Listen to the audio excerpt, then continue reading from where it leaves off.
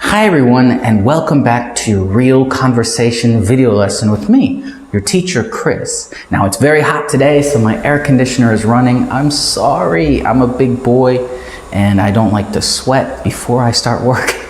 So hopefully the sound is still pretty good. The microphone is right here.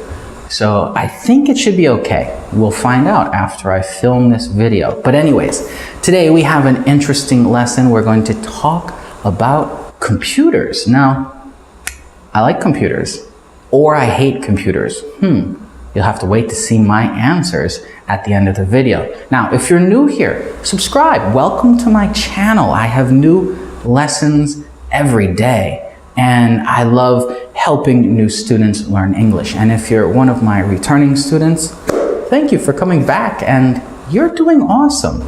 You really are. Your answers have been getting much better, and wow, I'm very proud of you. Now, here's how this lesson is going to work. First, I will ask you the question and give you some time to answer me back. And then at the end of the video, I will give you my answers. Now, if you've been a student of mine from the start of this video series, you will notice that I am speaking much faster. I have made an effort to slowly speed up my voice and the way that I communicate, because I want it to be a little difficult. Because once you become comfortable hearing a certain speed of speech, you stop having the stress of learning that speech quickly. I find this to be a very, very powerful technique and way to help my students learn English quicker. So if you feel like it's just still a little faster than you want it to be, go back to the first video and see how easy that first video is again. I mean, seriously, go back and you will be amazed at how fast your ability to listen and understand what I say has improved in just these few lessons that we've been doing. So yes, I am speaking faster. I get comments all the time. Teacher, slow down a little bit. No, this is why I'm doing this, because it is a way to make your brain fight a little harder to understand the lesson. And I promise you, it's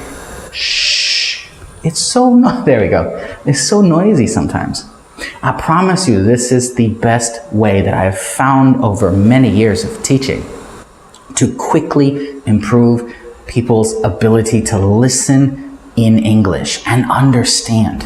You will be amazed. I promise you, go back to lesson number 1 in this series and play it and see how slow I sound. And if you really want to see a big difference, go back to the very first lesson of the Complete English series, where I just start teaching you how to speak. Wow, I have a hard time watching those videos, because it's so slow. But anyways, we are going to talk about computers. So here is your first question. Oh, the air conditioner is blowing my page. Describe your computer at home or work.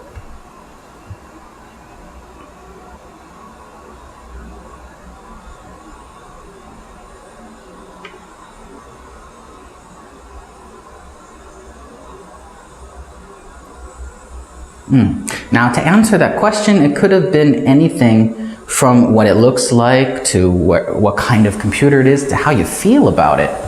But describing something is usually what it's like. What is it? So let's go to question number 2. What do you usually use your computer for?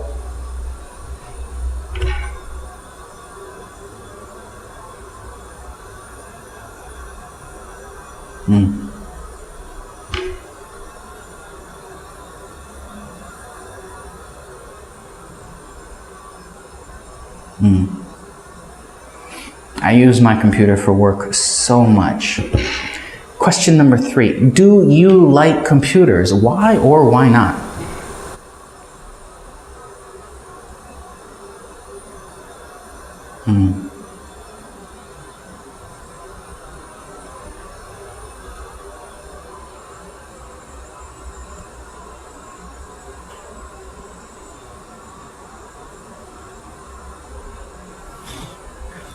I'm so curious to see when I play the video back how loud the air conditioner is.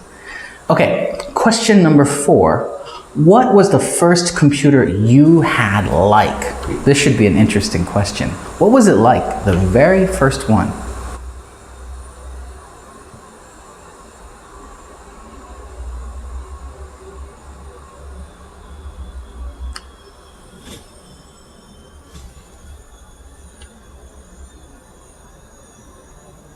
Now this is a question that's going to give away how old you are, so it should be interesting, like I said. And the last question, 1, 2, 3, 4, 5, yeah, question 5. What do you think will be the future of computers?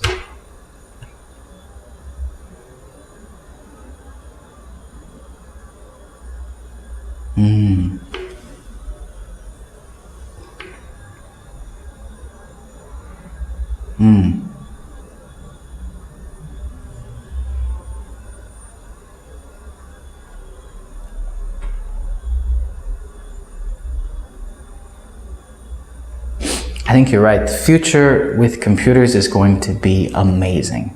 So here are my answers. Are you ready? Question number 1, describe your computer at home or at work. I'll start with the one at home. I hate my computer at home. As you've known, if you've been one of my students for a long time, I constantly have breakdown and computer issues. Before, when I was making the animation-based video lessons, I hate my computer so much. It is a Samsung laptop and it is the worst computer I have ever owned. It has broken so many times and I will never buy another one again. The computers at work here are all basically the same. They're LG, just workstation computers, and they're way better than my computer at home only because they're reliable. My computer at home is a little faster, but you would never know that because it's kind of garbage. Okay, question number 2. What do you usually use a computer for? Well, you know me, I'm your teacher and I teach you English. My computer at home has 2 jobs and it does it poorly sometimes. One is watch YouTube. I just want to watch YouTube and answer questions and comments when I get them. And the other thing is occasionally, and I mean occasionally, do I make a video at home because it just can't do it anymore. I will have to upgrade and buy a new computer when I get to China, so hopefully I make and save some extra cash because that's gonna be expensive, I think. I want to make sure that the next computer I get is going to be something that can handle making videos and editing videos so that my lessons get much better for everyone. Do you like computers? Why or why not? Yes, I like computers. I grew up when computers first came out, first became a thing. So I'm not a computer nerd. I'm not someone who's super into computers, but I genuinely enjoy what you can do with a computer, the functions that they give you, the ability to take information from somewhere and hear and put it together and learn something is amazing. We live in an amazing time because of computers. What was the first computer you ever had like? My first computer ever was, I think, when I was like 17 years old, maybe 16. I mean, I didn't come from a rich family, so we didn't have a computer in the house until much later, and it was a Compaq. I remember it was a blue tower computer. It was a desktop computer, and it was slow. I think it was 330 megahertz or something really slow. Like my phone is so much faster than the very first computer I ever owned, but I loved that computer because it was amazing. Dial-up internet, you know, you know, that kind of thing. It was amazing. I feel bad for people who are growing up now because they just don't understand how much of a technological leap that was. The very first computers, being as slow as they are compared to today, were unbelievable. It's just so crazy to think back to something like that. And I think each generation has something like that, just like our parents and the color television or something like that. What do you think will be the future of computers? I am excited and terrified by what is the future of computers. And I think a large portion of computers will evolve into this AI, this artificial intelligence thing. Now, I think a chunk of the future holds bioengineering, where we integrate the computers into our bodies. And we've already started it to a small extent on the fringes of these biohacking people. But I think we're going to see a lot more user interfaces that are actually input into our own bodies. We're very close now with technology that can, have sensors that with contact points on our body that can read and manipulate with what's happening on us. But I think in the future that's going to be much more involved, which is also scary because artificial intelligence is rapidly improving. And the advent of robots and automatons and things of that nature is kind of scary when you think about that. In our lifetime, maybe there will be robots walking around performing jobs that were once occupied by a person.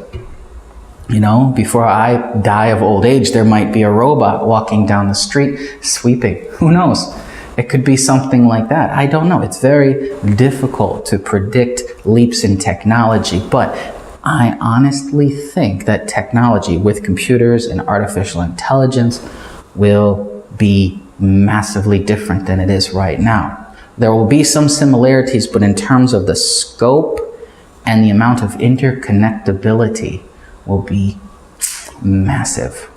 Now, I am interested to see your answers to today's questions. Remember, write them down below and go back, listen to lesson 1 again and just see how much easier that lesson is, because it'll feel slow.